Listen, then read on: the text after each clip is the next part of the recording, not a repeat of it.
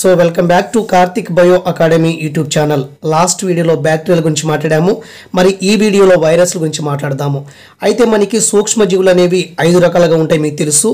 దీంట్లో బ్యాక్టీరియాలు, శైవలాలు, శిలీంధ్రాలు, ప్రోటోజోవాలు. అయితే వీటికంటే ఒక స్పెషల్ కేటగిరీకి చెందినటువంటి జీవరూపాలు ఏంటంటే మనకి వైరస్లు. సో ఇవి బయలాజికల్ ఎంటిటైస్ అని చెప్పొచ్చు. వీటిని మనం జీవ రూపాలని చెప్పడం జరుగుతుంది. బయలాజికల్ ఎంటిటైస్ అని చెప్తాం వైరస్లని. ఈ వైరస్లు అనేవి సాధారణంగా మిగతా వాటి కంటే, అంటే మిగతా సూక్ష్మజీవుల కంటే ఎక్కువగా వ్యాధులను కలిగించడం జరుగుతుంది వైరస్లు. వీటి వల్ల వచ్చేటువంటి మొక్కల్లో వ్యాధులు కావచ్చు, మానవుల్లో కావచ్చు, చాలా సివియర్గా కొన్ని అయితే ఉంటాయి. అయితే ఇక్కడ చూడండి, వైరస్ గురించి మనం మాట్లాడేటప్పుడు మొదటి పేరాలో ఉన్నటువంటి లైన్ అయితే ఇంపార్టెంట్. ఇది బ్యాక్టీరియంలు, శైవలాలు, శిలీంధ్రాలు, ప్రోటోజోవా మొక్కలు, జంతువుల్లో ఉన్నటువంటి అన్ని రకాల కణాలకు సంక్రమించే ఒక ప్రత్యేక సమూహానికి చెందినటువంటి జీవరూపాలు వైరస్లు. ఈ వైరస్లు అనేవి మొక్కలకి, జంతువులకి, కొన్ని బ్యాక్టీరియాల మీద కూడా ఇవి ఎఫెక్ట్ చూపిస్తాయి. కాబట్టి ఇవి ఒక ప్రత్యేక సమూహానికి చెందినటువంటి జీవరూపాలు అని చెప్పొచ్చు మనం. మరి ఈ వైరస్లు అనేవి మనకి, ఈ వైరస్ యొక్క నిర్మాణం చూస్తే దీనికి ప్రత్యేకించి కణరూపం అనేది ఉండదు.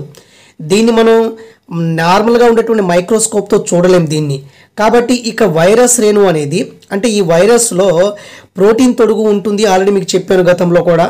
వైరస్లో ఒక ప్రోటీన్ తొడుగు ఉంటుంది, దాని మధ్యలో మనకి కేంద్రకామ్లం ఉంటుంది. అయితే మొక్కల మీద దాడి చేసేటువంటి వైరస్లో కేంద్రకామ్లం అనేది ఆర్ఎన్ఏ ఉంటుంది. జంతువుల మీద దాడి చేసే వైరస్లో మనకు కేంద్రకామ్లం అనేది డిఎన్ఏగా ఉంటుంది. కాబట్టి ఒక వైరస్ రేణువు అనేది ఒక కేంద్రకామ్లాన్ని, డిఎన్ఏ లేదా ఆర్ఎన్ఏని కలిగి ఉంటుంది. సో జనరల్గా వైరస్ని ఇంకో పేరు ఏంటంటే మనకి వ్యాధి సంక్రమింపజేసే రేణువులు. అంటే వ్యాధిని సంక్రమింపచేసేటువంటి రేణువుల్ని మనం వైరస్లు అని చెప్తాం. కాబట్టి మనకి రేణువులు గ్రాన్యూల్స్గా ఉంటుంది. కాబట్టి వైరస్ను మరొక పేరు ఏంటంటే వ్యాధుల్ని సంక్రమింపజేసేటువంటి రేణువులుగా మనం వైరస్ని గుర్తిస్తాము. ఇంకోటి మనకి వైరస్లకి ఇంకో పేరు ఏంటంటే అవికల్ప కణాంతస్థ పరాన్నజీవులు. అవికల్ప కణాంతస్థ పరాన్నజీవులు అంటే ఈ వైరస్లు అనేవి అతిదేయి, ఫర్ ఎగ్జాంపుల్ ఒక అతిదేయి ఉందనుకోండి, హోస్ట్ ఉందనుకోండి, దీని శరీరం బయట ఇన్యాక్టివ్గా ఉంటాయి వైరస్లు. అది అతిదేయ కణంలో ఎప్పుడు వెళ్తుందో అక్కడ యాక్టివ్ సంతరించుకుంటుంది. కాబట్టి వైరస్లు అనేవి అవికల్ప కణాంతస్థ పరాన్నజీవులు. అంటే ఒక ప్రత్యేక అతిదేయ కణాన్ని ఆక్రమించినంత వరకు ఇవి వృద్ధి చెందవు. కానీ ఎప్పుడైతే అతిదేయ కణాన్ని ఆక్రమించుకొని లోపలికి వెళ్ళాయో వాటి యొక్క సంఖ్యని వృద్ధి చేసుకుంటాయి, ఇంకా యాక్టివ్గా ఉంటాయి. కాబట్టి వైరస్లని ఆ కోణంలో మనం అవికల్ప కణాంతస్థ పరాన్నజీవులు అని అనడం జరుగుతుంది. తర్వాత వైరస్ల గురించి అధ్యయనం చేసేటువంటి బ్రాంచ్ని ఏమంటామంటే వైరాలజీ అని చెప్పడం జరుగుతుంది. అయితే ఈ 3 పేరాల యొక్క రూపాలు ఏంటంటే, అసలు వైరస్లు మిగతా వాటికంటే ఎందుకు భిన్నంగా ఉంటాయి, మరి వైరస్లో కేవలం దాని నిర్మాణంలో ప్రోటీన్ క్యాప్సుల్ ఒకటిను న్యూక్లిక్ యాసిడ్ మాత్రమే ఉంటాయి. ఇదేమో ప్రోటీన్ తొడుగు అనుకోండి, ఇది ప్రోటీన్ క్యాప్సుల్, ఇది కేంద్రకామ్లము. ఇది దీని యొక్క నిర్మాణము. తర్వాత వైరస్ని ఇంకో పేరు ఏంటంటే వీటిని ఏమంటాము, వ్యాధి సంక్రమింపజేసేటువంటి రేణువులుగా వీటిని వర్ణిస్తాము. అదేవిధంగా వైరస్లు అనేవి అవికల్ప కణాంతస్థ పరాన్నజీవులు అని చెప్పొచ్చు. మరి వైరస్ల యొక్క అధ్యయనాన్ని ఏమంటాము, వైరాలజీ అని చెప్తాము. ఇవి ఒక ప్రత్యేక సమూహానికి చెందినటువంటి జీవరూపాలు అనబడతాయి వైరస్లు. సో ఇది వైరస్ల యొక్క ఇంట్రడక్షన్ ఇది. ఓకే, తర్వాత చూడండి దీని యొక్క ఆవిష్కరణ, మరి ఎవరు కనుక్కున్నారు, మరి ఎలా కనుక్కున్నారు అనేటువంటి విషయాన్ని ఇక్కడ ఇవ్వటం అయితే జరిగింది. ఒకసారి చూడండి. హోప్ మీకు బుక్ అయితే కనిపిస్తుంది అనుకుంటున్నాను. మ్యాక్సిమం కనిపిస్తుంది. ఓకే, బాగానే ఉంది. ఇక్కడ చూడండి, ఆవిష్కరణ అన్నారు. మరి ఇది పేజీ నెంబర్ 134లో ఉంది మైక్రోబయాలజీలో. మరి ఎవరు ఆవిష్కరించారు, ఎలా ఆవిష్కరించారు అనే విషయాన్ని చూస్తే ఇక్కడ కొంచెం చాలా ఇంపార్టెంట్ అనిపిస్తుంది నాకు. ఒకసారి చాలా జాగ్రత్తగా చూడండి ఫ్రెండ్స్. టైం ఉన్నా లేకపోయినా కొంచెం ఇంట్రెస్ట్తో వినండి, అర్థం చేసుకునే ప్రయత్నం చేయండి. చాలా కష్టపడి మనం వీడియోలు చేస్తున్నాము, ఆ విషయాన్ని దయచేసి గమనించండి. అయితే ఇక్కడ వైరస్ల యొక్క ఆవిష్కరణ ఎలా ఉంటుంది అనేటువంటి విషయానికి వస్తే, ముందుగా మనకి రష్యన్ ప్యాథాలజిస్ట్ అయినటువంటి డిమిత్రీ ఇవనోస్కీ అనే శాస్త్రవేత్త ఏం చేశారంటే, మొదటగా పొగాకు మొజాయిక్ వ్యాధి గురించి అధ్యయనం జరుపుతూ, అంటే ఇతను ఏం చేశారంటే మనకి పొగాకు మొజాయిక్ వ్యాధి గురించి అధ్యయనం జరుపుతున్నారు. ఈ పొగాకులో మొక్కలో ఉన్నటువంటి మొజాయిక్ వ్యాధి ఎలా వచ్చింది అని అధ్యయనం జరుపుతుండగా ఇతను ఏం చేశారంటే ఆ వ్యాధిగ్రస్తమైనటువంటి పొగాకు పత్రాన్ని తీసుకొని, వ్యాధిగ్రస్తమైనటువంటి టొబాకో లీఫ్ని తీసుకొని దాన్ని కొంచెం ఒక పేస్ట్గా చేసి ఒక వడపోత పరికరం ద్వారా ఫిల్టర్ చేశాడు. దాంట్లో ఉన్నటువంటి ఆ రసాన్ని ఫిల్టర్ చేస్తే ఆ వడపోత పరికరం ద్వారా మనకి వ్యాధి కారకాలు కూడా కిందకు వచ్చేసాయి, ఫిల్టర్ అయిపోయాయి. మరి ఆ ఫిల్టర్ అయినటువంటి ద్రవాన్ని ఈ ఇవానోస్కి శాస్త్రవేత్త ఏం చేశారంటే ఈ యొక్క ద్రవాన్ని ఏదైతే ఫిల్టర్ అయిందో ఆ ద్రవాన్ని వేరే ఆరోగ్యవంతమైనటువంటి మొక్కల్లో ప్రవేశపెట్టిన తర్వాత ఆ మొక్కలో మొజాయిక్ వ్యాధి చిహ్నాలు అనేవి అభివృద్ధి చెందాయి. అయితే దీన్ని బట్టి ఇవానోస్కి ఏం చెప్పారంటే ఈ ఫిల్టర్ అయినటువంటి ద్రవంలో ఒక కారకం ఉంటుంది, ఆ కారకంలో కొన్ని వైరస్లు ఉంటాయి, అది వ్యాధికి కారణం కావచ్చని తెలియచేశారు. తర్వాత ఎవరు వస్తారు మనకి? మార్టినస్ బైజరింగ్ వస్తారు. ఇతను వచ్చి ఇవానోస్కి చేసినటువంటి ప్రయోగాల్ని మళ్ళీ పునఃప్రయోగం చేసి వ్యాధిని కలిగించే కారకాన్ని ఏమన్నారంటే ఒక నిర్దిష్ట రూపం లేని సజీవ సాంక్రామిక ద్రవం అన్నాడు. దాన్ని మనం కంటాజియం వైమం ఫ్లూయిడమ్ అని చెప్పడం జరుగుతుంది. సో ఇక్కడ మీరు చెప్తాను చూడండి. ఇక్కడ మొదటిసారిగా ఇవానోస్కి శాస్త్రవేత్త ఏం చేశారంటే పొగాకు మొజాయిక్ వ్యాధి గురించి అధ్యయనం జరుపుతూ ఏ పొగాకు మొక్కల్లో మనకి వ్యాధి ఉందో ఆ పొగాకు మొక్కల యొక్క లీఫ్ని తీసుకొని దాన్ని ఒక కొంచెం పేస్ట్గా చేసి వడపోసినప్పుడు ఆ లీఫ్లో వైరస్లు ఉంటాయి కదా, ఆ వైరస్లన్నీ కూడా కిందకు వచ్చేసాయి మనకి. ఆ ద్రవం అంటే ఫిల్టర్ అయినటువంటి ద్రవంలోకి వచ్చాయి. ఆ ద్రవాన్ని ఆరోగ్యవంతమైనటువంటి మొక్కల మీద చల్లినప్పుడు వాటికి కూడా ఆ వ్యాధి వచ్చింది. అంటే ఇతని ఉద్దేశం ప్రకారం ఏంటి? ఇవానోస్కి ఉద్దేశం ప్రకారం ఏంటంటే ఆ ఫిల్టర్ అయినటువంటి గాలిని యొక్క ద్రవంలో ఒక కారకం ఉంటుంది, ఆ కారకమే వైరస్ అని చెప్పడం జరిగిందనమాట. తర్వాత వస్తారు మనకి మార్టినస్ బైజరింగ్ వచ్చి మరి ఇవానోస్కి చేసినటువంటి ప్రయోగాల్ని పునఃప్రయోగించి ఇతనేమంటారంటే ఆ ద్రవంలో వ్యాధిని కలిగించే కారకం ఒకటి ఉంది కదా, ఆ కారకాన్ని ఏం పేరు పెట్టారంటే మనకి నిర్దిష్ట రూపం లేనటువంటి సజీవ సంక్రామిక ద్రవంగా పేరు పెట్టారు. దీన్ని కంటాజియం వైమం ఫ్లూయిడ్ అని చెప్పడం జరిగింది.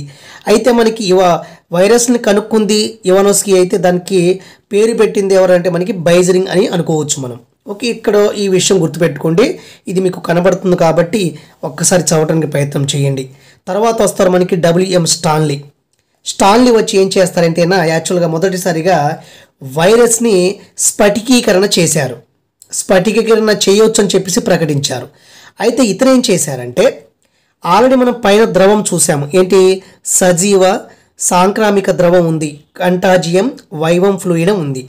సో ఈ ద్రవాన్ని ఏం చేశారంటే శుద్ధి చేసి పొగాకులో మొజాయిక్ వ్యాధిని కలిగించే వైరస్ను స్ఫటికీకరణ చేయవచ్చని ప్రకటించారు. అంటే ఈ కంటాజియం వైవం ఫ్లూయిడ్ అనేటువంటి ద్రవాన్ని శుద్ధి చేసి ఈ పొగాకులో మొజాయిక్ వ్యాధిని కలిగించేటువంటి వైరస్ ఉంటుంది కదా, ఆ వైరస్ని మనం వేరు చేయవచ్చు అని చెప్పిన శాస్త్రవేత్త WM స్టాన్లీ. మొత్తానికి ఏంటంటే ఇతని ఉద్దేశం ప్రకారం ఏంటంటే యాక్చువల్గా ఈ కంటాజియం వైవం ఫ్లూయిడ్ అనేటువంటి ద్రవంలో ఈ ద్రవాన్ని కొంచెం ప్యూరిఫై చేసి దానిలో ఉన్నటువంటి మొజాయిక్ వైరస్ని స్ఫటికీకరణ చేయొచ్చు అని చెప్పిన శాస్త్రవేత్త ఎవరంటే WM స్టాన్లీ. మొత్తానికి పొగాకు మొజాయిక్ వైరస్ని స్ఫటికీకరణ చేసిన శాస్త్రవేత్త ఎవరంటే WM స్టాన్లీ, అది గుర్తుపెట్టుకోండి. తర్వాత ఆ వైరస్ని ఏం పేరు పెట్టారు? పొగాకు మొజాయిక్ వైరస్ అని పెట్టడం జరిగింది, టొబాకో మొజాయిక్ వైరస్. తర్వాత వస్తారు మనకి ఫ్రెంకెల్ కాంట్రాట్ ఏం చెప్తారంటే మరి టొబాకో మొజాయిక్ వైరస్లో ఉన్నటువంటి జన్యు పదార్థం ఏంటంటే RNA అని నిర్ధారించారు. ఎందుకు? మొక్కల మీద ఏ వైరస్లు అయితే దాడి చేస్తాయో ఆ వైరస్లో ఉన్నటువంటి కేంద్రక ఆమ్లం ఏంటంటే RNA ఉంటుంది, DNA కాదు. కాబట్టి ఇక్కడ మనకి డబ్ల్యూఎం స్టాన్లీ ఏం చేశారంటే పొగాకు మొజాయిక్ వైరస్ని స్ఫటికీకరణ చేశారు. ఇతను ఇంకా ఏం చేశారంటే ఆ కంటాజియం వైవం ఫ్లూయిడమ్ అనేటువంటి ద్రవం నుంచి ఈ టొబాకో మొజాయిక్ వైరస్ని వేరు చేసి దానికి టొబాకో మొజాయిక్ వైరస్ అని పేరు పెట్టడం జరిగింది డబ్ల్యూఎం స్టాన్లీ. తర్వాత వస్తారు కాన్రాడ్ ఏం చేశారంటే మరి ఈ టొబాకో మొజాయిక్ వైరస్లో ఉన్నటువంటి జన్యు పదార్థం ఆర్ఎన్ఏ అని చెప్పడం అయితే జరిగింది. సో ఇది మనకి వైరస్ యొక్క ఆవిష్కరణ, మరి వైరస్ని మీద ఈ వాళ్ళ యొక్క కాంట్రిబ్యూషన్ అనమాట. సో తర్వాత చూస్తే మనకి వర్గీకరణ అని చెప్తున్నారు. మరి వైరస్ల వర్గీకరణ అంటే ఏంటి? ఇక్కడ పిక్చర్ చూడండి 8.1 స్టాన్లీ గుర్తించినటువంటి స్ఫటికీకరించబడినటువంటి టొబాకో మొజాయిక్ వైరస్ రూపాలు ఇవి. తర్వాత మనకి వైరస్ల వర్గీకరణ టాక్సానమీ ఆఫ్ వైరసెస్ చూడాలి. అయితే మనకి ఈ వైరస్ల యొక్క నామీకరణ అంటే ప్రపంచంలో చాలా వైరస్లు కనుక్కుంటాం మనం. ఒక్కొక్కసారి ఒక్కొక్క వ్యాధులను కలిగించే వైరస్ను కనుగొనేటప్పుడు ఆ కనుగొన్నటువంటి వైరస్ని మనం పేరు పెట్టాలి, దాన్ని వర్గీకరణ చేయాలి. కాబట్టి ఇదంతా కంట్రోల్ చేసేది ఎవరంటే మనకి ICTV international committee on taxonomy of viruses అనేటువంటి ఈ ఐసిటివి అనేది వైరస్ల యొక్క నామీకరణ వర్గీకరణకి సంబంధించిన నిబంధనల్ని నియంత్రిస్తూ ఉంటుంది. అయితే ఐసిటివి పథకంలో మనకి సాధారణంగా 3 వర్గీకరణ స్థాయిలు మాత్రమే ఉంటాయి. 3 వర్గీకరణ స్థాయిలు ఉంటాయి. అవేంటి?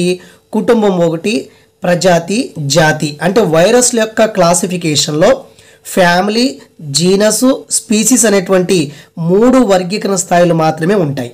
ఇక్కడ వైరస్ల యొక్క కుటుంబాల పేర్లు విరిడే అనేటువంటి పదంతో అంతమవుతాయి. ప్రజాతి యొక్క పేర్లు అనేవి వైరస్తో అంతమవుతాయి. జాతి నామాలు అనేవి వాటి స్వభావాన్ని వర్ణిస్తూ సాధారణంగా ఇంగ్లీష్లో ఉంటాయి. గుర్తుపెట్టుకోండి, ఓకేనా? సో వైరస్ యొక్క క్లాసిఫికేషన్లో కుటుంబాల పేర్లు అనేది విరిడేతో అంతమవుతుంది. ప్రజాతి పేర్లు అనేవి వైరస్తో అంతమవుతాయి. జాతి పేర్లు అనేవి అక్కడ స్వభావాన్ని వర్ణిస్తూ వాటి యొక్క స్వభావాన్ని ఆ వైరస్ యొక్క నేచర్ని వర్ణిస్తూ ఇంగ్లీష్లో వ్యక్తపరచబడతాయి. అది గుర్తుపెట్టుకోండి. ఇక్కడ చూడండి, వైరస్ల నామీకరణ అవి కలిగించే వ్యాధులను బట్టి ఉంటుందన్నారు. అంటే ఏంటి? పోలియో వైరస్, ఈ వైరస్ దేన్ని కలిగిస్తుంది? పోలియోను కలిగిస్తుంది. కాబట్టి వైరస్ల నామీకరణ అవి కలిగించే వ్యాధులను బట్టి ఉంటుంది. ఇక్కడ మనకి ఎయిడ్స్ని వ్యాధిని కలిగించే వైరస్ ఉంది, ఎయిడ్స్ ఉంది కదా, అక్వైర్డ్ ఇమ్యూనో డెఫిషియన్సీ సిండ్రోమ్ అనే ఒక ఎయిడ్స్ని మనకి హెచ్ఐవి అనేటువంటి వైరస్ కలిగిస్తుంది. దీని యొక్క నామీకరణ చూడాలి. ఇక్కడ మనకి అక్వైర్డ్ ఇమ్యూనో డెఫిషియన్సీ వైరస్, యాక్చువల్గా ఇది సిండ్రోమ్, ఇది వ్యాధి, దీన్ని కలిగించేది హెచ్ఐవి కదా. దీని యొక్క క్లాసిఫికేషన్ చూస్తే కుటుంబం వచ్చేసి మనకి విరిడితో అంతమవుతుంది కాబట్టి రిట్రోవిరిడే. హెచ్ఐవి వైరస్ యొక్క ప్రజాతి లెంటి వైరస్, జాతి human immuno deficiency virus HIV virus. అంటే ఈ వ్యాధిని కలిగించేటువంటి వైరస్ యొక్క వర్గీకరణ చూస్తే దీని కుటుంబం రిట్రోవిరిడే, ప్రజాతి లెంటి వైరస్ అని చెప్తాము. చూడండి, కుటుంబము విరిడితో అంతమవుతుందని చెప్పాను. అదేవిధంగా ప్రజాతి నామం అనేది వైరస్తో అంతమవుతుంది, లెంటి వైరస్. జాతి నామం అనేది దాని స్వభావాన్ని వర్ణిస్తుంది, హ్యూమన్ ఇమ్యూనో డెఫిషియన్సీ వైరస్ అని. అంటే మనుషుల మీద దాడి చేసి వాళ్ళ యొక్క మనుషులో ఉన్నటువంటి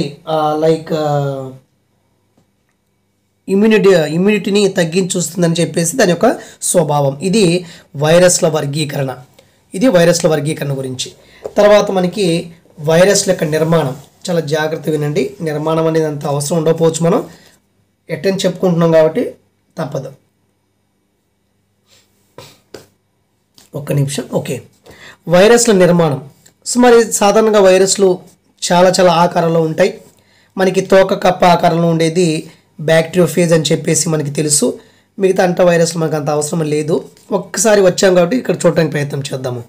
సో సర్పిల వైరస్లు, సాధారణంగా సర్పిల వైరస్లు అనేవి పొడవైన దండాల వలె ఉండి దృఢంగా లేదా నమ్యంగా ఉంటాయి. అంటే మనకి సర్పిల వైరస్లు అనేవి దండాల వలె ఉండి దృఢంగా కానీ అంటే నమ్యంగా స్మూత్గా కానీ ఉండొచ్చు.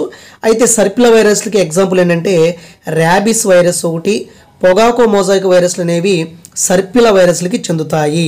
ఇక్కడ ఒక గుర్తుపెట్టుకోండి. 2, అనేక జంతు వృక్ష బ్యాక్టీరియాలు వైరస్లు, అంటే జంతువుల మీద దాడి చేసేవి, వృక్షాల మీద బ్యాక్టీరియల మీద దాడి చేసే వైరస్లు అనేవి బహుభుజి ఆకృతిలో ఉంటాయి. అదేవిధంగా హెర్పిస్ సింప్లెక్స్, పోలియో వైరస్లు అనేవి సాధారణంగా బహుభుజి ఆకృతిలో ఉంటాయి. ఓకే, తర్వాత మనకి కొన్ని వైరస్లలో మనకి క్యాప్సిడ్ ఉంటుంది. ఇప్పుడు చూడండి, ఫర్ ఎగ్జాంపుల్ ఇక్కడ వైరస్ అనుకోండి, ఇది వైరస్ అనుకుంటే ఈ ప్రోటీన్ లేయర్ని మనం క్యాప్సిడ్ అంటాము. వైరస్ నిర్మాణంలో ఉన్నటువంటి ప్రోటీన్ కవచాన్ని మనం క్యాప్సిడ్ అని చెప్పడం జరుగుతుంది. కొన్ని వైరస్లలో క్యాప్సిడ్ ఒక ఆచ్ఛాదనచే ఆవరించబడి ఉంటుంది. ఈ ఆచ్ఛాదిత వైరస్ ఇంచుమించు గోళాకారంలో ఉంటాయి. ఇన్ఫ్లుయెంజా వైరస్ అనేది ఒక ఆచ్ఛాదిత వైరస్. అంటే కొన్ని వైరసెస్లో క్యాప్సిడ్ అనేది ఒక ఆచ్ఛాదనచే ఆవరించబడి ఉంటుంది. అంటే క్యాప్సిడ్ పొర, అంటే కొన్ని వైరస్లు అనేవి ఒక క్యాప్సిడ్ని కలిగి ఉంటే దాంట్లో మనకి ఇన్ఫ్లుయెంజా వైరస్ ఒకటి. ఈ ఇన్ఫ్లుయెంజా వైరస్ అనేది కేవలం క్యాప్సిడ్ లేయర్ని మాత్రమే కలిగి ఉంటుంది. ఇది గోళాకారంలో ఉంటుంది. ఓకే, ఇదొకటి. తర్వాత మనకి బ్యాక్టీరియాలను ఆశించే వైరస్లు కొన్ని ఉంటాయి. వాటిని మనం బ్యాక్టీరియోఫేజ్లు అనటం జరుగుతుంది. కొన్ని వైరస్లు బ్యాక్టీరియాల మీద దాడి చేస్తాయి కాబట్టి వీటిని మనం బ్యాక్టీరియోఫేజ్లు అంటాము. ఇవి సంక్లిష్టమైన నిర్మాణాలు కలిగి ఉంటాయి కాబట్టి దీన్ని మనం సంక్లిష్ట వైరస్లు అని చెప్పడం జరుగుతుంది. ఓకేనా, ఇదొకటి. తర్వాత మనకి ఆకారాలు అనేవి అంత మనకి ఇంపార్టెంట్ కాకపోవచ్చు. వ్యాధులు, అదేవిధంగా దీని యొక్క సైంటిస్టులు ఇంపార్టెంట్ దీంట్లో. ఓకే, ఇక్కడ వైరస్ నిర్మాణం కొంత చూసాము. తర్వాత మనకి ఇక్కడ 2 వైరస్లు ఇవ్వటం జరిగింది. దీనిలో చాలా జాగ్రత్త చెప్తాను, చాలా జాగ్రత్త వినండి. ఇక్కడ పొగాకో మొజాయిక్ వైరస్ సర్పిలాకార సౌష్టం అది. సో బ్యాక్టీరియోఫేజ్ అనేది మనకి ఇక్కడ ఒక సంక్లిష్ట వైరస్ అని చెప్పుకున్నాము. ఇది టొబాకో మొజాయిక్ వైరస్, ఇది వచ్చేసి మనకి బ్యాక్టీరియోఫేజ్ వైరస్. ఈ తోక కప్ప ఆకారంలో ఉంటుంది. అయితే ఈ వైరస్ అనేది బ్యాక్టీరియా మీద దాడి చేస్తుంది. ఇది టొబాకో ప్లాంట్ పై దాడి చేసేటువంటి టొబాకో మొజాయిక్ వైరస్. ఇది సర్పిలాకారంలో సౌష్టం, ఇది సంక్లిష్ట వైరసెస్. అయితే ఇక్కడ చూడండి, వైరస్ యొక్క నిర్మాణం చూస్తే మీకు అర్థమవుతుంది. సో ఫర్ ఎగ్జాంపుల్ ఇది ఒక వైరస్ అనుకోండి. ఈ వైరస్లో మనకి అవుటర్ సైడ్ ఉండేటువంటి లేయర్ని మనం ప్రోటీన్ లేయర్ అని చెప్తాము. దీన్ని క్యాప్సిడ్ అని చెప్పడం జరుగుతుంది. వైరస్లో ప్రోటీన్ తొడుగుని మనం క్యాప్సిడ్ అంటాము. మధ్యలో కేంద్రకామ్లాలు, న్యూక్లిక్ యాసిడ్స్ ఉంటాయి, ఎయిదర్ డిఎన్ఏ ఆర్ ఆర్ఎన్ఏ. దీన్ని మనం కోర్ అని చెప్పడం జరుగుతుంది. అయితే ఇక్కడ చాలా జాగ్రత్త వినాలి మీరు. ఇక్కడ క్యాప్సిడ్ అనేది ప్రోటీన్ కవచం కదా. ఈ క్యాప్సిడ్ అనేది కొన్ని ప్రోటీన్ ఉప ప్రమాణాలతో, అంటే ప్రోటీన్ సబ్ యూనిట్స్తో నిర్మితమై ఉంటుంది. వీటిని క్యాప్సోమియర్లు అనటం జరుగుతుంది. ఇక్కడ చూడండి, వైరస్లో మనకి సాధారణంగా కేంద్రకామలం ఉంటుంది. తర్వాత ప్రోటీన్ తొడుగు, క్యాప్సిడ్ అనేటువంటి ప్రోటీన్ తొడుగు ఉంటుంది. మధ్యలో కేంద్రకామలము, చుట్టూ క్యాప్సిడ్ అనబడేటువంటి ప్రోటీన్ తొడుగు. అయితే ఈ క్యాప్సిడ్ అనేటువంటి ప్రోటీన్ తొడుగు, ఫర్ ఎగ్జాంపుల్ ఇక్కడ చూడండి, క్యాప్సిడ్ అనేటువంటి ఈ ప్రోటీన్ తొడుగు అనేది అనేక సబ్ ప్రోటీన్స్, అంటే అనేక ఉప ప్రమాణాలు నిర్మితం ఉంటుంది. అంటే చూడండి, చాలా జాగ్రత్త వినాలి ఇక్కడ మీరు. ఓకే, క్యాప్సిడ్ అనేటువంటి ప్రోటీన్ తొడుగు అనేక ప్రోటీన్ ఉప ప్రమాణాలని కలిగి ఉంటుంది. వీటిని మనం క్యాప్సోమియర్లు అని చెప్పడం జరుగుతుంది. కాబట్టి వైరస్లో అవుటర్ సైడ్ ఉన్నటువంటి ప్రోటీన్ కవచాన్ని క్యాప్సిడ్ అంటాము. ఈ క్యాప్సిడ్లోనే అనేక చిన్న చిన్న ప్రోటీన్, అంటే ప్రోటీన్ ఉప నిర్మాణాలు ఉంటాయి కాబట్టి వీటిని క్యాప్సోమియర్లు అనటం జరుగుతుంది. లోపలికి వస్తే మనకి వైరస్ల జన్యు సమాచారం, అంటే న్యూక్లిక్ యాసిడ్ ఉంటుంది. డిఎన్ఏ కానీ ఆర్ఎన్ఏ కానీ ఉంటుంది. యాక్చువల్గా అయితే వైరస్లో 2 ఒకలా ఉండవు. 2 డిఎన్ఏ ఆర్ఎన్ఏ కలిపి ఉండవు. డిఎన్ఏ కానీ ఆర్ఎన్ఏ కానీ వైరస్లో ఉంటుంది. ఇక్కడ చూడండి, వైరస్ జన్యు సమాచారాన్ని డబుల్ స్టాండర్డ్ డిఎన్ఏ లేదా సింగిల్ స్టాండ్ డిఎన్ఏ, అంటే double standard DNA, single standard DNA రూపంలో మనం చెప్పొచ్చు. ఇక్కడ చాలా జాగ్రత్త వినాలి. మొక్కలను ఆశించే వైరస్లు, మొక్కల మీద దాడి చేసే వైరస్లు అన్నీ కూడా డబుల్ స్టాండర్డ్ ఆర్ఎన్ఏ కలిగి ఉంటుంది. డబుల్ స్టాండర్డ్ ఆర్ఎన్ఏ దేంట్లో, న్యూక్లిక్ యాసిడ్ దేంట్లో ఉంటుందంటే, డబుల్ స్టాండర్డ్ ఆర్ఎన్ఏ అనేది మొక్కల మీద దాడి చేసే వైరస్లో ఉండేటువంటి కేంద్రకామ్లం ఏంటంటే డబుల్ స్టాండర్డ్ ఆర్ఎన్ఏ. జంతువుల్ని ఆశించే వైరస్లు, జంతువుల మీద దాడి చేసే వైరస్లో ఉండేటువంటి న్యూక్లిక్ యాసిడ్ ఏంటంటే మనకి సింగిల్ స్టాండర్డ్ డిఎన్ఏ. ఇక్కడ ఆర్ఎన్ఏ డబుల్ స్టాండర్డ్లో ఉంది కాబట్టి మొక్కల మీద దాడి చేసే వైరస్లన్నీ కూడా డబుల్ స్టాండర్డ్ ఆర్ఎన్ఏని కలిగి ఉంటాయి. మొక్కల మీద దాడి చేసే వైరస్లు అన్నీ కూడా సింగిల్ స్టాండర్డ్ డిఎన్ఏని కలిగి ఉంటాయి. ఒకసారి చూడండి మీరు. ఓకేనండి,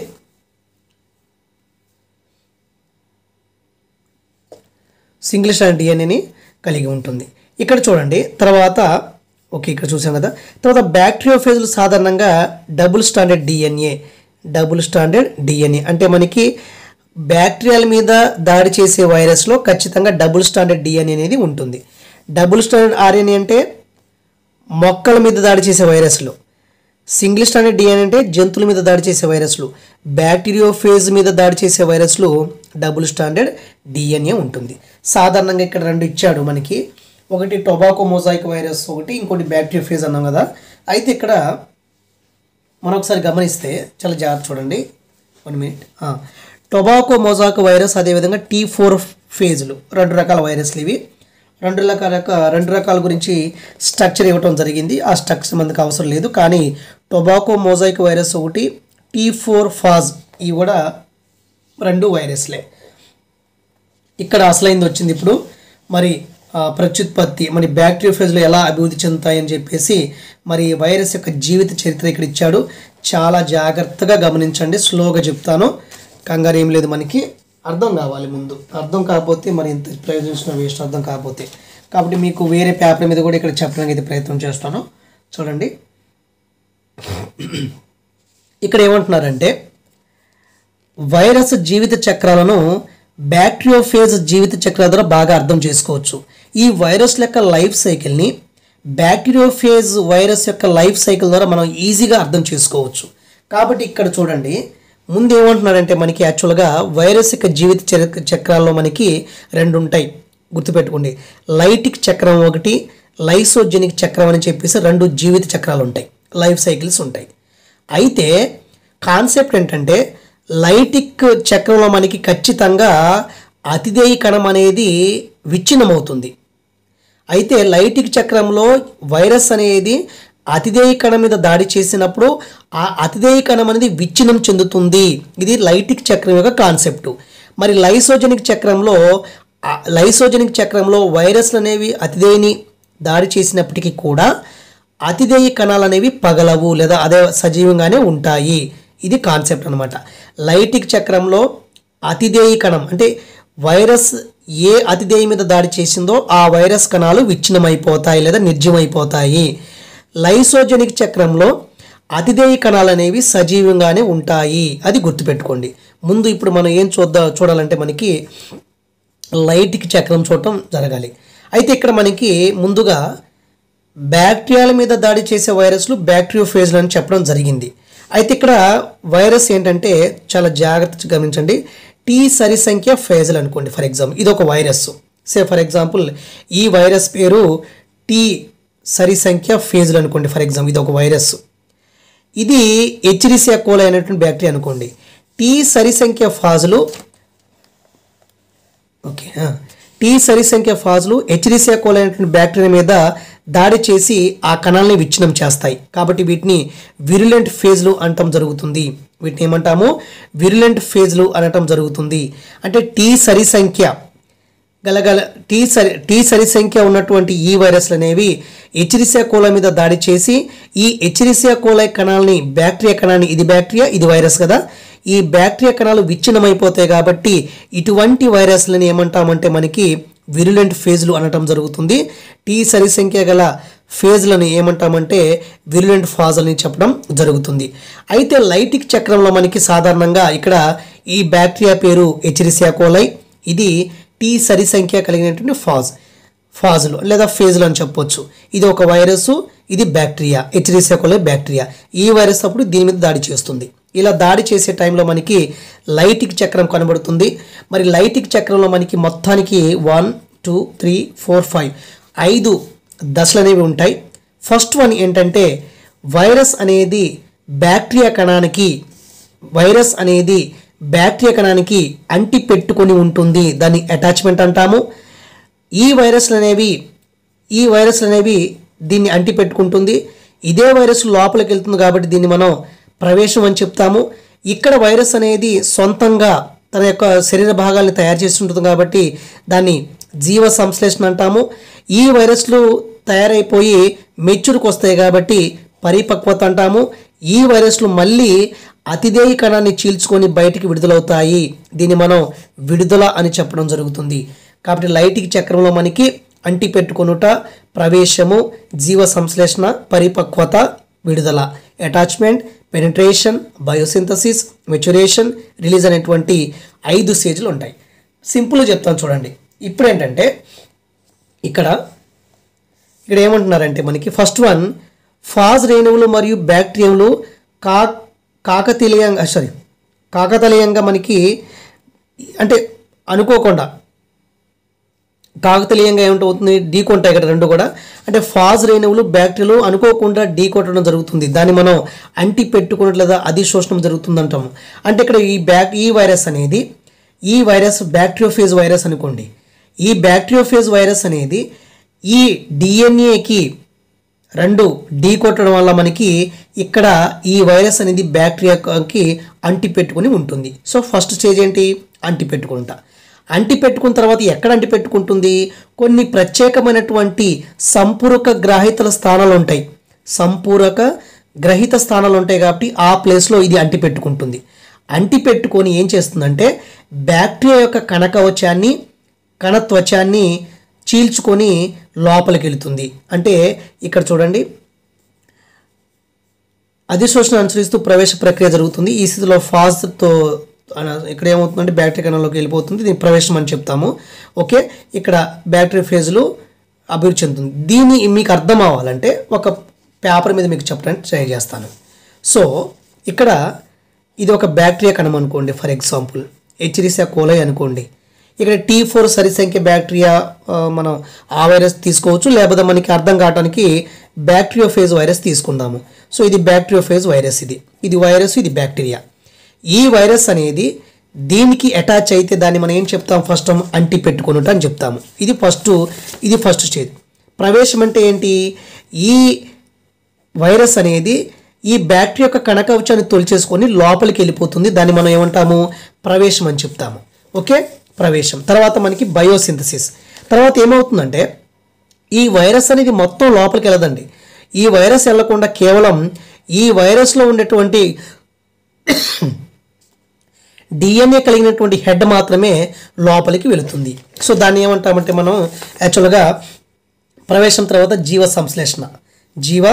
సంశ్లేషణ. అయితే ఓన్లీ ఏమవుతుంది, ఇది మాత్రం వెళ్తుంది కాబట్టి మిగిలిపోయినటువంటి బయట భాగాన్ని మనం గోస్ట్ అని చెప్పడం జరుగుతుంది. అంటే వైరస్లో ఉన్నటువంటి డిఎన్ఏ తల భాగం మాత్రమే లోపలికి వెళ్తుంది. మిగిలిపోయినటువంటి ప్రోటీన్ భాగాన్ని, తోక భాగాల్ని అన్నింటినీ కలిపి ఏమంటాము, గోస్ట్ అంటాం జరుగుతుంది. సో అది మనకి ప్రవేశమైంది.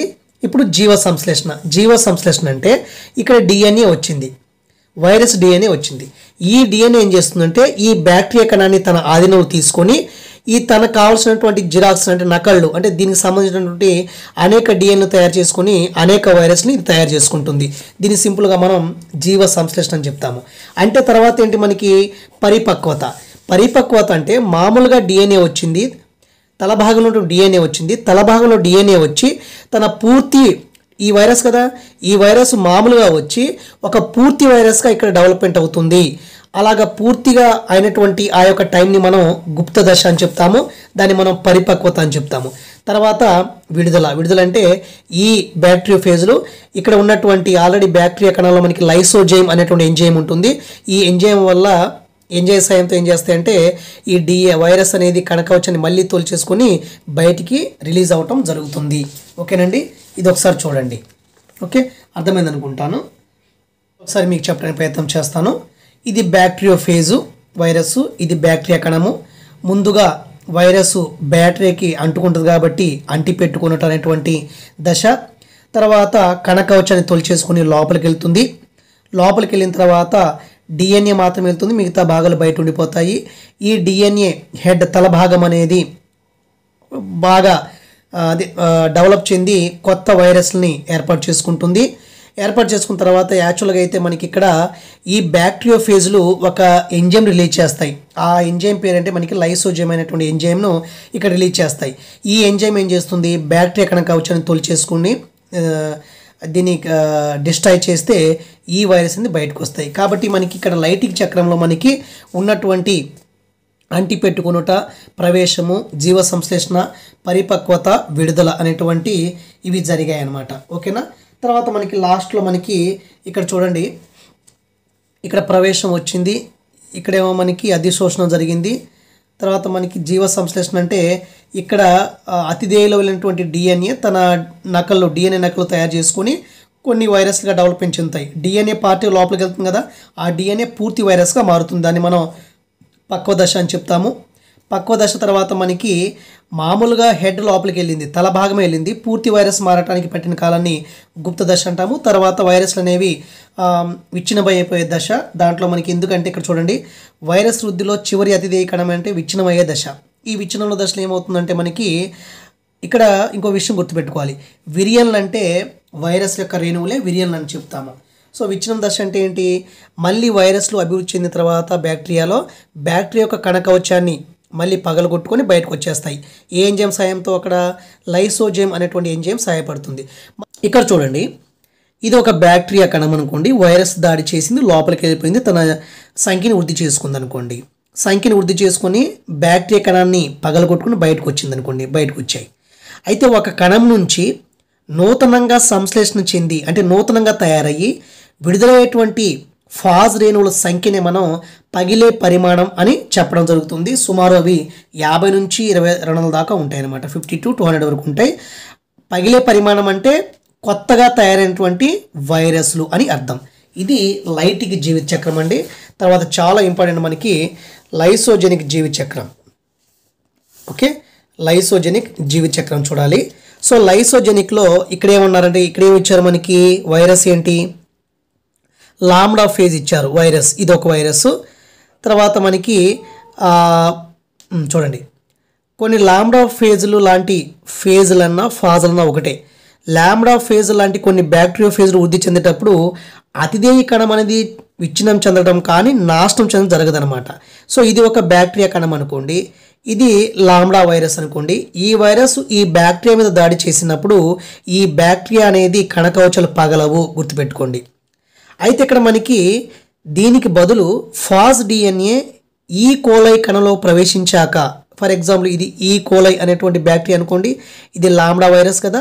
ఈ వైరస్ లోపలికి వెళ్ళిన తర్వాత ఏం చేస్తుందంటే, ఇక్కడ ఆల్రెడీ బ్యాక్టీరియాలో వలయాకారంలో ఉన్నటువంటి డిఎన్ఏ ఉంటుంది. ఇది లాంబ్డా వైరస్ లోపలికి వెళ్ళిపోయింది అనుకోండి, ఇది వలయాకార డిఎన్ఏ. ఈ లాంబ్డా వైరస్ అనేది ఈ వలయాకార డిఎన్ఏతో అంటి పెట్టుకొని ఉంటుంది, అంతే, గుర్తుపెట్టుకోండి. ఇక్కడ చూడండి, కొన్ని లాంబ్డా ఫేజులు లాంటి బ్యాక్టీరియా ఫేజులు వృద్ధి చెందేటప్పుడు అతిథేయ కణం విచ్ఛిన్నం చెందదు, నాశనం చెందదు. ఇప్పుడు ఏమవుతుంది, లాంబ్డా ఫేజ్ డిఎన్ఏ ఏం చేస్తుందంటే, ఈ లాంబ్డా ఫేజ్ యొక్క వైరస్ ఇది కదా, ఫాజ్ అంటాము, ఫేజ్ అన్న ఫాజ్ అన్న ఒకటే. లాంబ్డా ఫాజ్ డిఎన్ఏ ఏం చేస్తుంది, ఈ కోలై కణంలోకి వెళుతుంది. లాంబ్డా వైరస్ ఈ కోలై కణంలోకి వెళుతుంది. వెళ్ళిన తర్వాత ఇక్కడ వలయాకారంలో ఉన్నటువంటి బ్యాక్టీరియల్ డిఎన్ఏతో ఏం చేస్తుంది, ఇంటిగ్రేటెడ్ అయిపోయి అలాగే ఉండిపోతుంది అనమాట. సో ఇటువంటి ఫేజ్లు ఏమంటామంటే టెంపరేట్ ఫేజ్లు అని చెప్పడం జరిగింది. అక్కడేంటంటే లైటిక్ చక్రంలో ఒక బ్యాక్టీరియో ఫేజ్ అనేది లోపలికి వెళ్ళిపోయి దీన్ని పగలగొడుతుంది కాబట్టి కణకవచాన్ని, దాన్ని మనం విరులెంట్ ఫేజ్లు అంటడం జరిగింది. కానీ ఇక్కడ లాంబ్డా వైరస్ అనేది, లాంబ్డా ఫాజ్ అనే వైరస్ అనేది ఎచ్రీసియా కోలైలో వెళ్ళి అక్కడ ఎచ్రీసియా కోలై అనేటువంటి బ్యాక్టీరియా యొక్క వలయాకార డిఎన్ఏతో కలిసిపోయింది. ఈ కణం పగలలేదు కాబట్టి దీన్ని, ఇటువంటి వైరస్లని లేదా ఇటువంటి ఫాజ్లు ఏమంటామంటే టెంపరేట్ ఫాజ్లు అనటం జరుగుతుంది. ఇలా కలిసిపోయినటువంటి ఫాజ్ డిఎన్ఏని మనం ప్రోఫాజ్ అని అనటం జరుగుతుంది. అయితే కొన్నిసార్లు ఏమవుతుందంటే, కొన్నిసార్లు అరుదైనటువంటి సంఘటనలో కానీ ఈ బ్యాక్టీరియా అనేది అల్ట్రావైలెట్ కాంతికి గురైనప్పుడు కానీ కొన్ని కెమికల్స్ ప్రభావం వల్ల ఏమవుతుందంటే ఈ ఫాజ్ డిఎన్ఏ అంటే ఈ లాంబ్డా దీంతో కలుస్తుంది కదా, ఈ లాంబ్డా వైరస్ కూడా ఒక్కొక్కసారి కణాన్ని పగలగొట్టుకుని బయటకు వస్తుంది. కొన్నిసార్లు లాంబ్డా వైరస్ కూడా ఈ బ్యాక్టీరియల్ డిఎన్ఏతో కలిసి బ్యాక్టీరియల్ కణకవచాన్ని తొలుచుకొని బయటకు వస్తుంది. తొలుచుకొని బయటకు వచ్చిందంటే అది దేన్ని స్టార్ట్ చేస్తుంది, మళ్ళీ లైటిక్ జీవిత చక్రాన్ని స్టార్ట్ చేస్తుంది అని గుర్తుపెట్టుకోండి. కాబట్టి తర్వాత మనకి మొక్కల్లో ఎటువంటి వ్యాధులు కలిగిస్తుంది, ఇది చాలా ఇంపార్టెంట్. మొక్కలు అంటే మనకి వైరస్లు, ఇక్కడ చూడండి, వైరస్లు వ్యాధులు జనరల్గా వ్యాధుల్లో మనకి నిర్హరితం ఒకటి ఉంటుంది. అంటే నిర్హరితం అంటే మనకి రంగు కోల్పోవటం. పీచ్ పసుపు పచ్చ తెగులు, పీచ్ పసుపచ్చ తెగులు అనేది సాధారణంగా నిరహరితం కింద వస్తుంది. మొజాయిక్ తెగులు అనేది పొగాకు మొజాయిక్ వ్యాధి. ఓకే, ఈ నెల నిరహరితం అనేది మనకి బెండ ఈ నెల నిరహరితము. కురూపాత అనేది కోకో ఉబ్బు కాండములో వస్తుంది ఉదాహరణ. పుష్ప చిలికలు అనేవి ట్యూలిప్ పుష్పాల చిలిక. అంటే మనకి నిరహరితం అనేటువంటి వ్యాధి మనకి పీచ్ పసుపచ్చ తెగుల్లో సంబంధించింది. మరి మొజాయిక్ అనేటువంటి వ్యాధులు టొబాకో ప్లాంట్కి వస్తాయి. ఈ నెల నిరహరితం అనేది మనకి బెండ ఈ నెలలో వస్తుంది. మరి కురూపాత అనేది మనకి కోకోలో వస్తుంది. పుష్ప చిలికలు అనేవి ట్యూలిప్ పుష్పాల్లో వస్తాయి. ఓకేనండి. ఇంకో ముఖ్యమైనటువంటి విషయం ఏంటంటే ఇక్కడ ఇది ప్రోటీను, ఇది వైరస్ అనుకోండి. వైరస్లో ఇది మనకి ప్రోటీన్ కవచం ఇక్కడ కనబడుతుంది కదా. ఓకే, ఇది వైరస్ అనుకోండి. ఈ వైరస్లో ఇది ప్రోటీను, మధ్యలో న్యూక్లియస్. కొన్ని వైరస్లు అనేవి ప్రోటీన్ కవచాన్ని లోపించుంటాయి. అటువంటి వైరస్ని మనం ఏమంటాము యాక్చువల్గా అయితే మనకి ఆల్రెడీ మీకు లైక్ గతంలో మీకు చెప్పడం జరిగింది. దాన్ని మనం వైరాయిడ్లు అని చెప్పడం జరుగుతుంది. అంటే కేవలం ప్రోటీన్ కవచమే ఉంటుంది, అయితే వీటిలో ఇది ఉండదన్నమాట. ఓకే, ఇక్కడ చూడండి. ఓకే, ఇక్కడ నెక్స్ట్ అది దీని కంటిన్యూషన్ చెప్తాను చూడండి. ఒక విరియాన్ అంటే తన అతిథేయ కణం వెలుపల పూర్తిగా సంవిధానం చెందినటువంటి వైరస్ని విరియాన్ అని చెప్పడం జరుగుతుంది. అయితే ఇక్కడ మనం చూడండి వైరాయిడ్ అంటే ఏంటి. సో వైరాయిడ్లు అంటే ఏంటి, ఇక్కడ మనకి ప్రోటీన్ లేకుండా ఓన్లీ కేంద్రక ఆమ్లమే ఉంటుంది ఈ వైరస్లో. వైరాయిడ్లు అంటే కేవలం ఇక్కడ చూడండి అసాధారణంగా ఒక ప్రోటీన్ త్వచం లేని 300 నుంచి 400 న్యూక్లియోటైడ్లు కలిగి ఉన్నటువంటి ఒక చిన్న కేంద్రకామ్ల మొక్కను మనం అంటే ప్రోటీన్ కవచం లేకుండా ఓన్లీ కేంద్రకామ్లాలు కలిగినటువంటి కేంద్రకామ్లం ఉంటే అటువంటి వైరస్ని మనం వైరాయిడ్లు అని చెప్పడం జరుగుతుంది. వైరాయిడ్లు అంటే ఓన్లీ ప్రోటీన్ కవచం ఉండదు, కేవలం కేంద్రకామ్లం మాత్రమే ఉంటుంది. అటువంటి వైరస్లు ఏమంటాము వైరాయిడ్లు అని చెప్పడం జరుగుతుంది. ఇక్కడ గుర్తుపెట్టుకోండి. ఆల్రెడీ ఇది ఫస్ట్ బాటిల్లో మీకు చెప్పాను, అక్కడ చూడొచ్చు మీరు. వైరాయిడ్లు అంటే ఏంటి, ప్రియాన్లు అంటే ఏంటి, అది ఇప్పుడు కింద వస్తుంది మనకి. ఇక్కడ రెండు విషయాలు గుర్తుపెట్టుకోండి. ఇక్కడ ఇంకోటి విషయం చెప్తాను మీకు అర్థం కావటానికి. ప్రియాన్ అంటే ఏంటని అడిగాడు. ప్రియాన్లు అంటే ఫర్ ఎగ్జాంపుల్ ఒక వైరస్ ఉందనుకోండి, దీంట్లో కేంద్రకామ్లం ఉండదు, ఓన్లీ ప్రోటీన్ కవచం మాత్రమే ఉంటుంది. అదే వైరాయిడ్లు అనుకోండి, దీనికి ఆపోజిట్ ఏముంటుంది, ప్రోటీన్ కవచము ఉండదు, న్యూక్లిక్ ఆమ్లం న్యూక్లిక్ యాసిడ్ అనేది ఉంటుంది. ప్రియాన్లు అంటే ఏంటి అంటే వైరస్ యొక్క రేణువులనే మనం విరియాన్లు అంటాము. ఇవి కూడా వైరస్ చెందినటువంటి చిన్న చిన్న రేణువులు ఇవి. ప్రియాన్లు అంటే వైరస్లో ఉన్నటువంటి ప్రియాన్లు అంటే ప్రోటీన్ కవచం ఉంటుంది, కేంద్రకామ్లం ఉండదు. వైరాయిడ్లు అంటే ఏంటి, ప్రోటీన్ కవచం ఉండదు, న్యూక్లిక్ యాసిడ్ అనేది ఉంటుంది. ఈ రెండు చాలా జాగ్రత్తగా గమనించండి. కాబట్టి కేంద్రకామ్లం లేకుండా కేవలం ప్రోటీన్ ఉంటే వాటిని మనం ప్రియాన్లు అని చెప్తాము. ప్రోటీన్ లేకుండా కేంద్రకామ్లం ఉంటే వైరాయిడ్లు అని చెప్పడం జరుగుతుంది. ఇవి కూడా వైరస్లో ఉన్నటువంటి భాగాలే, గుర్తుపెట్టుకోండి. ఇక్కడ మనకి మొక్కలో వైరస్ వ్యాధులు ఇవి గుర్తుపెట్టుకోండి. తర్వాత ఇక్కడ మనకి వైరాయిడ్లు అంటే గుర్తుపెట్టుకోండి. ఇవి కూడా మనకి టమాటాలు, పొటాటో, కుకుంబర్, సిట్రస్లో వ్యాధులు కలిగిస్తాయి. 2 మానవుల్లో వైరస్ వ్యాధులు. సో సాధారణంగా మనకి మానవుల్లో జలుబులు కావచ్చు, హెపటైటిస్, ఇన్ఫ్లుయెంజా, ఇవన్నీ కూడా హెర్పీస్, పోలియో, ఇవన్నీ కూడా వైరస్, ఎయిడ్స్, ఇవన్నీ కూడా మనకి వైరస్ వల్ల వచ్చేటువంటి మానవ వ్యాధులు అంటే మనలో కలిగించే వ్యాధులు. అయితే దీంట్లో మనకి ఇక్కడ చూడండి జంతువుల్లోనూ మానవుల్లోనూ ఎప్స్టీన్ బార్ వైరస్ అదేవిధంగా మానవ పాపిలోమా వైరస్లు క్యాన్సర్ని కలిగిస్తాయి. మానవ పాపిలోమా వైరస్ ఒకటి, అదేవిధంగా ఎప్స్టీన్ బార్ వైరస్, ఈ రెండు కూడా మనకి క్యాన్సర్ని కలిగిస్తాయి. తర్వాత మనకి దీర్ఘకాలిక హెపటైటిస్ బి, అది హెపటైటిస్ బి అనేటువంటి వైరస్ వల్ల వచ్చేది. ఈ దీర్ఘకాలిక హెపటైటిస్ ఎవరికైతే ఉంటుందో అవి క్యాన్సర్కి దారితీస్తుంది. అంటే ఇక్కడ క్యాన్సర్ని కలిగించేటువంటి వైరస్ని మనం ఆంకో వైరస్ని అని పిలవటం జరుగుతుంది. ఇప్పుడు వైరస్లే కాకుండా వైరస్కి పోలినటువంటి చిన్న చిన్న రేణువులు ఉంటాయి. దాంట్లో ఒకటి ఏంటంటే ప్రియాన్లు, రెండోది మనకి వైరాయిడ్లు అని చెప్పడం జరిగింది. ప్రియాన్లు, వైరాయిడ్ గురించి మీకు చెప్పాను. ఈ ప్రియాన్లు ఏం చేస్తాయి అంటే ఆవులలో మార్కోవ్ వ్యాధిని కలిగిస్తాయి. దీన్ని బోవైన్ స్పాంజిఫామ్ ఎన్సెఫలైటిస్ అని చెప్పడం జరుగుతుంది. ఓకేనా. గొర్రెల్లో స్క్రప్పీ వ్యాధి వస్తుందన్నమాట, రెండింటిని కలిగిస్తుంది. మార్కోవ్ వ్యాధి ఆవుల్లో, గొర్రెల్లో స్క్రప్పీ వ్యాధిని కలిగించేది ప్రియాన్లు. ప్రియాన్లు అనేవి వైరస్లో ఉన్నటువంటి భాగాలే. ఓకేనా. వైరస్లో ఉన్నటువంటి చిన్న చిన్న రేణువులు అనుకోండి సింపుల్గా, ఓకేనండి. తర్వాత పశువుల్లో మాట్కో వ్యాధి ఉందనుకోండి, ఆ పశువుల్ని మానవులు తింటే ఆ మాంసాన్ని ఆ మీట్ని మనం తింటే మనకి క్రడ్జ్ఫెల్డ్ జాకబ్ అనేటువంటి వ్యాధి అనేది వస్తుంది. హోప్ అర్థమైంది అనుకుంటాను. టెక్స్ట్ బుక్ కనబడుతుంది కాబట్టి మీరు కూడా ఒకసారి చదవండి, చూడండి, మీకు కూడా అర్థమవుతుంది, ఓకేనండి. తర్వాత మనకి